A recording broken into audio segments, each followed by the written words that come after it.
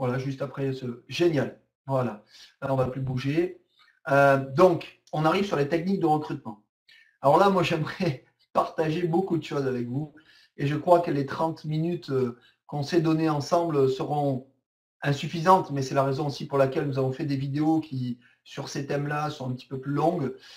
J'envisage même carrément, je crois, et ça serait une bonne chose avec mon associé Laurent, qui aura des choses à partager sur le recrutement sur le web, notamment, qui est une des techniques de recrutement, faire quelque chose d'un peu plus long, mais pour l'instant, nous sommes là ensemble et vraiment ravis, et je vais vous donner déjà des pistes de travail et de réflexion, et surtout une expérience terrain réussie, et aussi parfois une expérience de terrain qui m'a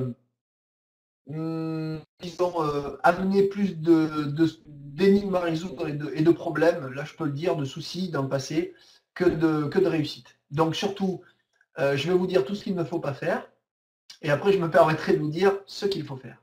Alors déjà, ce qu'il faut faire. Tout d'abord, ne rien faire.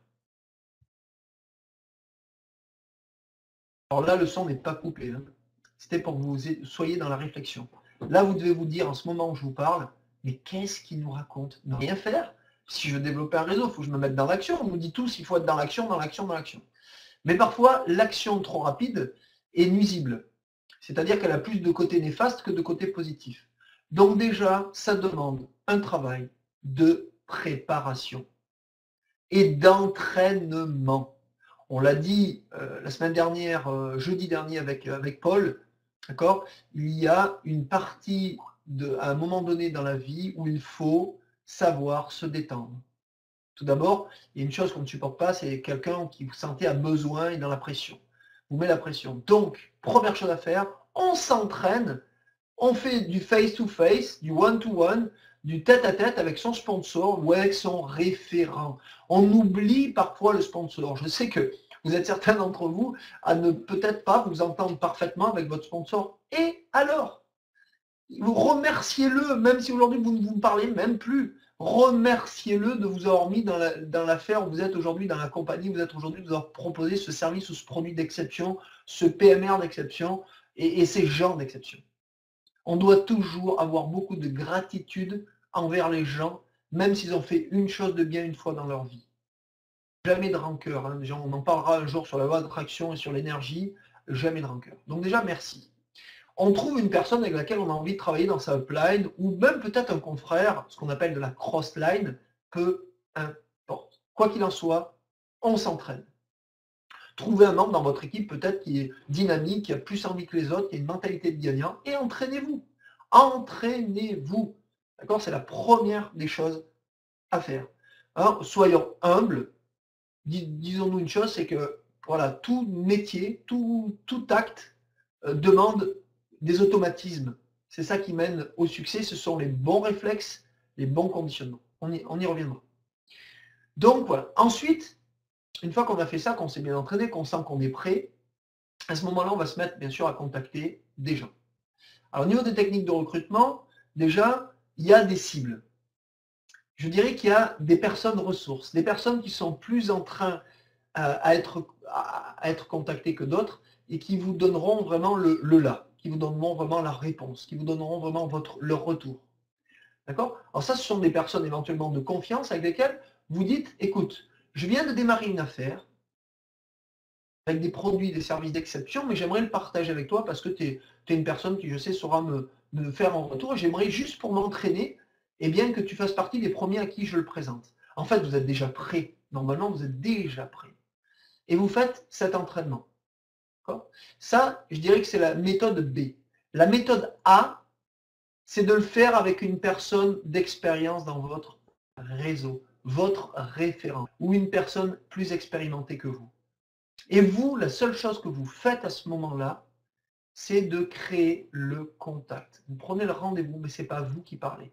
La plupart de vos amis, des gens que vous connaissez, vous connaissent, vous ont mis dans une case, vous ont identifié avec un ancien métier, un passif relationnel, avec voilà. Et pour eux, vous êtes, par exemple, si vous avez été boulanger pendant 10 ans, vous avez été artisan, si vous avez été commercial et que vous avez vendu un autre produit, vous ne pouvez pas du jour au lendemain être devenu un expert dans un autre produit. Aussi bon le produit soit-il, aussi bon le service soit-il. Pour eux, vous êtes dans une sorte de case professionnelle et c'est difficile pour eux de vous donner du crédit alors que vous allez faire autre chose. En revanche, parler de la tierce personne, vous savez, de cet ami référent, de ce leader qui sommeille en lui, qui est votre référent, votre sponsor, votre leader, là, vous pouvez l'édifier. Donc, une des règles, c'est d'édifier la personne qui va venir parler pour vous, avec vous. Parce que vous ne pouvez pas faire votre propre publicité, ça ne se fait pas. On peut dire, tu sais, Paul, je voulais te dire quelque chose. En fait, je suis, comment dirais-je, une sorte d'extraterrestre du marketing de réseau. Je suis quelqu'un de lumineux, je suis un ange. Je suis le plus beau, je suis le plus fort, je suis exceptionnel. Tu comprends? Donc il faut que tu m'écoutes. Voilà, tout de suite, personne ne vous écoutera. Par contre, parler d'une tierce personne en disant, écoute, je vais te présenter quelqu'un. Tout d'abord, c'est une personne en qui j'ai une totale confiance. Dites-le. Très important qu'il entende ce mot-là. C'est quelqu'un en qui j'ai une totale confiance, qui est un très bon professionnel dans la branche dans cette branche-là, et qui en plus, eh bien, aujourd'hui a des résultats très positifs qu'il peut partager avec toi. En tout cas, nous verrons si nous donnons une suite ou pas à cet entretien. Là, qu'est-ce que je viens de faire? Je viens d'édifier positivement la personne, mais en faisant sincèrement. Pas d'exagération, d'accord? Pas trop non plus, juste ce qu'il faut. D'accord? 2 ou 3 qualités. Quelqu'un en qui j'ai une totale confiance. Là, pour l'instant, on ne parle pas de lui, on parle de la relation. 2, c'est un référent dans son domaine, c'est quelqu'un de très expérimenté, ça c'est un fait. 3, il peut partager son succès avec toi, avec nous. Et nous verrons si nous donnons une suite favorable ou pas à cet entretien. Alors, si c'est quelqu'un que vous connaissez bien, surtout, les amis, dites-lui bien, mettez-le, je dirais, à l'aise. On va appeler ça la technique de libération. Un conseil, dites-lui bien, si ce dont je vais te parler te plaît, c'est génial.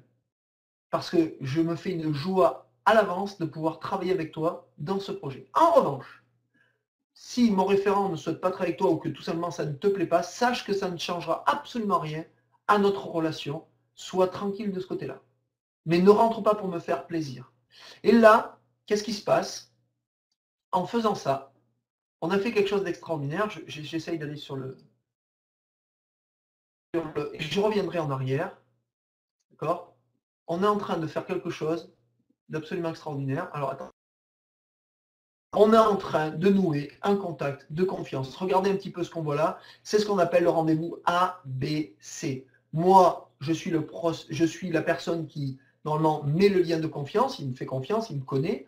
2, mon prospect. 3, la personne référente. Et là, on crée un trio, une énergie que je vais appeler la synergie 1 + 1 = 3.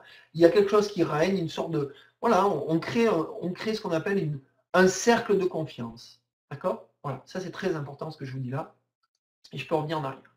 Alors la cible, qui sont les personnes qu'on va appeler? Alors il y a la liste chaude, la liste tiède, la liste froide, je ne vais pas y revenir, c'est l'objet de plusieurs vidéos. En tout cas, une chose est sûre, pas forcément les gens qui ont besoin d'un emploi.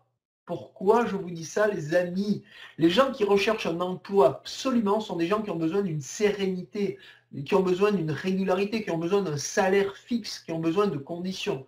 Alors maintenant, attention, je ne dis pas que les gens qui recherchent un emploi aujourd'hui ne seront pas intéressés par votre proposition, mais parlez à eux comme d'une opportunité, d'accord, et non pas d'un travail. Attention à notre communication, d'accord. Mais vous découvrirez que des personnes qui sont, je dirais, dans des hauts ou des bas émotionnels, qui sont dans un profond questionnement sur ce qu'ils doivent faire actuellement, qui sont un petit peu dans une sorte de crise sociale, ont beaucoup de mal à prendre des bonnes décisions.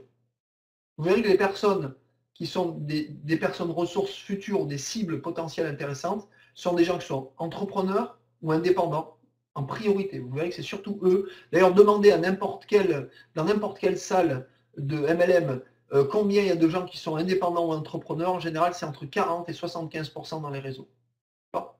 Et puis, après, ce sont des personnes cibles comme des salariés ou des commerciaux, des gens qui travaillent pour d'autres personnes, mais qui ne sont pas satisfaits de leurs revenus ou de leur temps ou de leur non-possibilité de promotion, je dirais, dans leur entreprise.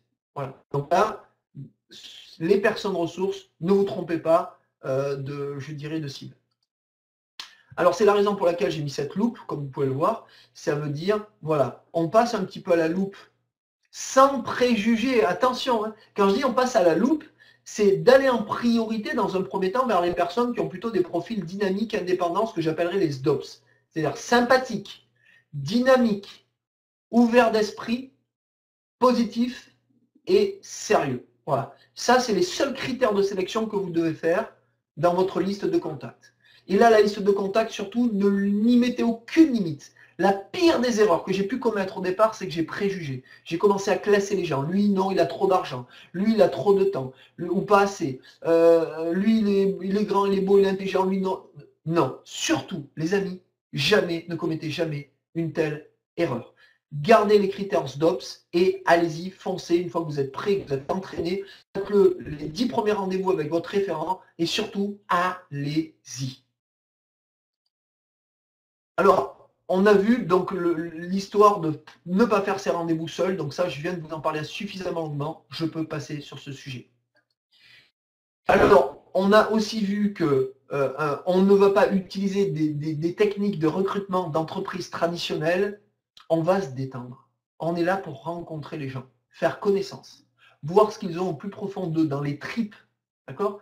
C'est-à-dire qu'on va leur poser des questions. On va les mettre en relation d'abord avec les produits ou les services de la compagnie pour déjà voir si ils sont en adéquation, ils sont sensibles à ce produit ou à ce marché ou à ce secteur. Donc ça passe par le questionnement. Avant de faire un rendez-vous, vous n'allez pas tout de suite dire écoute, il faut que je te montre quelque chose, je ne peux pas t'en dire plus, etc. Pourquoi pas? Mais il serait peut-être préférable d'abord d'échanger sur, par exemple, si vous êtes dans le secteur du financier ou du bien-être, pour une fois je vais changer, on va dire le secteur financier, c'est d'abord, est-ce que c'est un secteur qui te paraît, je dirais, où tu es ouvert à découvrir des informations nouvelles et passionnantes sur ce secteur, et est-ce que c'est quelque chose auquel tu es sensible, qui t'intéresse? Vous pouvez très simplement poser qu'une question. Si c'est dans le bien-être, est-ce que aujourd'hui ta santé est quelque chose qui te préoccupe, par exemple?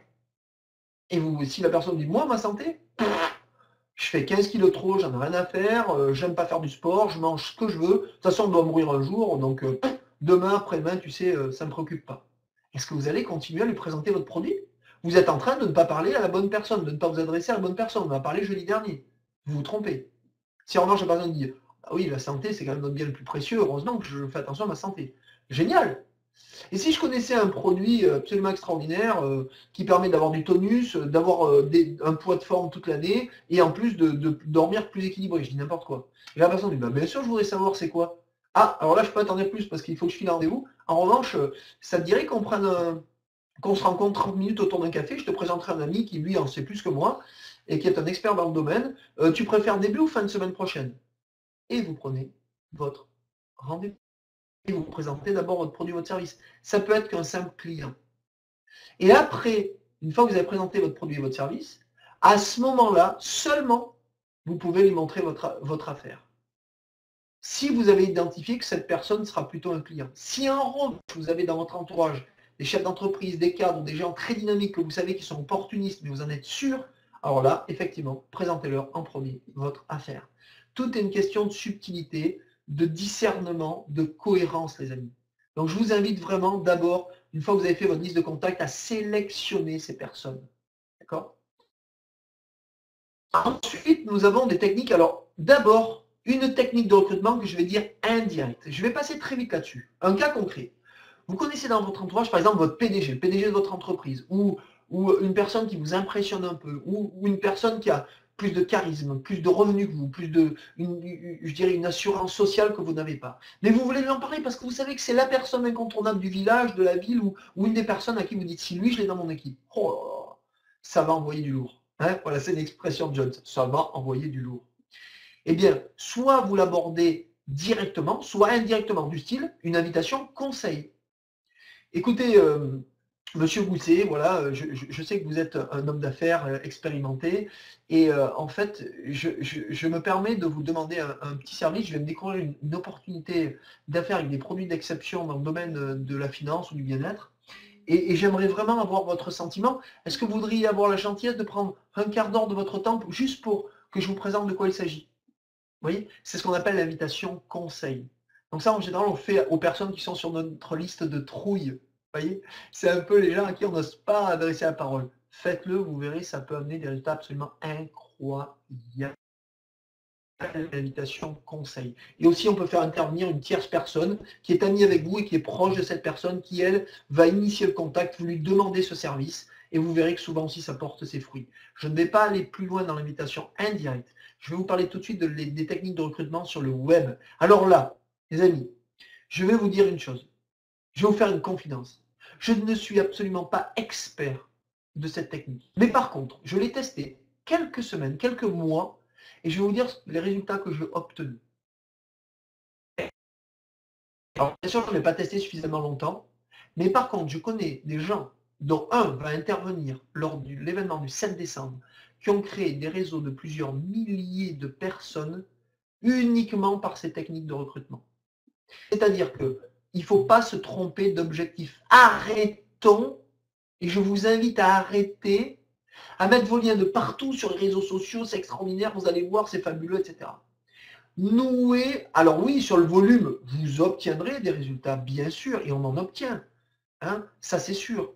Mais si vous voulez obtenir des taux de transformation bien meilleurs, et là après je vais laisser intervenir Paul sur la partie relationnelle, pourquoi l'être humain, qu'est-ce qu'il attend psychologiquement, qu'est-ce qu'il attend de nous, pour éviter les erreurs, je vais terminer le slide d'après sur ça, c'est d'abord nouer un lien relationnel, ce qu'on appelle un pont relationnel avec elle. Vous avez vu peut-être son profil, peu importe sur quel réseau social, LinkedIn, Twitter, Facebook, Viadeo, il y en a plein, Pinterest et d'autres. Et vous voyez que par exemple qu'elle aime la musique, vous êtes cinéphile, vous êtes, vous aimez la musique, donc des fois je perds la boule. Et donc, vous êtes, ou elle aime le cinéma et vous êtes cinéphile, voilà ce que je voulais dire, pas la musique. Et vous lui dites, tiens, est-ce que vous avez vu le dernier film, par exemple Lucie de Luc Besson, il est extraordinaire. Enfin bon, moi je suis un peu mitigé sur le sujet, mais il a le mérite d'exister et d'être passionnant, en tout cas en termes d'action. Et vous échangez là-dessus, elle vous répond, tac, vous créez un lien. Et après, vous vous intéressez à elle, elle s'intéresse à vous, et c'est à ce moment-là, vous lui demandez ce qu'elle fait professionnellement. Qu'est-ce qui va se passer si vous lui demandez ce qu'elle fait professionnellement? Qu'est-ce que vous faites professionnellement? Arrêtez d'abord d'imposer votre manière de voir les choses et ce que vous faites vous. Intéressez-vous sincèrement aux gens, demandez-leur ce qu'ils font, comment ils le font, et naturellement, les gens vont souvent vous demander ce que vous faites également. Et c'est à ce moment-là que vous pouvez très confortablement présenter ce que vous faites. Donc, je voulais absolument partager ça avec vous. Je vous invite à garder vos questions pour la fin. Je sais que vous êtes tous intéressés, mais gardez-les pour tout à l'heure. On va se laisser un espace de questions-réponses. Et je vais terminer. Alors bien sûr, vous pouvez aussi créer des pages, des blogs, des sites, mais là, ça s'adresse un peu plus à des experts ou des gens qui maîtrisent. Donc, je ne vais pas trop rentrer dans ce débat-là. Alors bien sûr, un blog, ça s'entretient toutes les semaines, presque tous les jours, où on poste des choses pour attirer des mondes, on donne du contenu gratuit, et une fois que les gens se sont habitués à vous, à ce moment-là, vous pouvez leur rendre l'appareil en leur proposant quelque chose de payant, ou un service, ou un produit, ou rentrer dans un marketing, pourquoi pas, mais ça demande un peu plus d'expertise et plus de temps. Un site, c'est pareil. Et après, une page de capture, effectivement, on peut aussi nouer une page de capture avec un autorépondeur. Il y a des sites aujourd'hui même gratuits qui existent, vous pouvez démarrer comme ça. Mais encore une fois, c'est une technique qui a donné des fruits pour des gens qui passent du temps, qui sont réguliers et surtout qui connaissent bien cette approche-là. Mais nous ferons une intervention ciblée sur ce sujet. Pour terminer, avant de donner la parole à Paul, aux techniques de recrutement à éviter. Enfin, je vais plutôt parler des mauvaises habitudes. Une chose est sûre, c'est qu'il n'y a rien de plus désagréable que quelqu'un vous appelle une fois. Et puis, vous ne lui donnez pas une réponse tout de suite parce que vous êtes dans un moment de votre vie un peu, voilà, vous avez des décisions à prendre d'autres, professionnelles, familiales, sociales, peu importe. Et puis, vous lui dites, par exemple, écoute, je te rappelle, et puis lui, il vous rappelle le lendemain ou le surlendemain. Alors, tu m'as pas dit pour ce dont je t'ai parlé, alors qu'est-ce que t'en as pensé et tout. Détends-toi, j'ai pas encore regardé. Ouais, mais quand même, tu te rends compte, c'est le moment, il faut y aller maintenant, parce que si tu vas pas maintenant, tu vas louper le débat.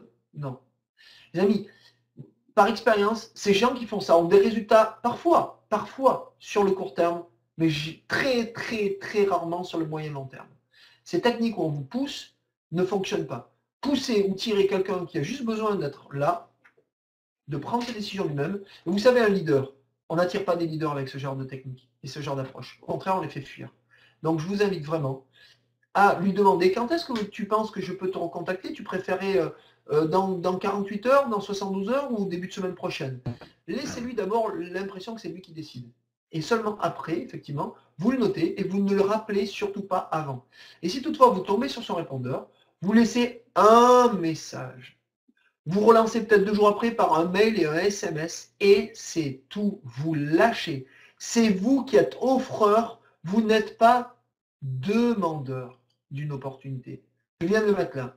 D'accord? Vous êtes offreur d'une opportunité et non demandeur. D'ailleurs, à ce titre, dans nos vidéos, on vous explique comment psychologiquement inverser le processus pour que ce soit vous, non pas qui vendiez, mais l'autre qui vous achète. Et ça, c'est très important parce que j'ai donné des cours au Greta, notamment dans la région, là, sur 10 et sur la région, et je peux vous dire une chose, quand je suis intervenu, j'ai complètement fait tomber des tabous et j'ai inversé le processus de vente auprès des forces de vente qui me rejoignaient, qui étaient déjà en insertion, qui avaient de 22 ans à 55 ans, voire 60 ans pour le plus âgé, et je leur ai dit, on va tout recommencer ce que vous avez appris depuis le début. Et là, je peux vous dire que dans la salle, même les formateurs qui en fait venaient valider mon intervention, ont été absolument surpris, m'ont demandé de revenir. Et donc, j'ai fait plusieurs interventions et j'ai trouvé ça fabuleux parce qu'on prend en contre-pied tout ce qu'on a pu apprendre dans les écoles de commerce, certaines écoles, pas toutes, parce qu'on y revient sur ces techniques-là. Voilà. Donc, en tout cas, moi, j'ai été ravi de partager ce moment-là avec vous. Bien entendu, je ne peux pas tout vous dire et je vais laisser la parole du côté plus sur l'approche psychologique et comment Paul, si je sais qu'il m'écoute, comment toi, Paul, tu pourras amener ta touche PNL et comment tu pourrais encore donner plus d'informations à nos amis qui, bien entendu, veulent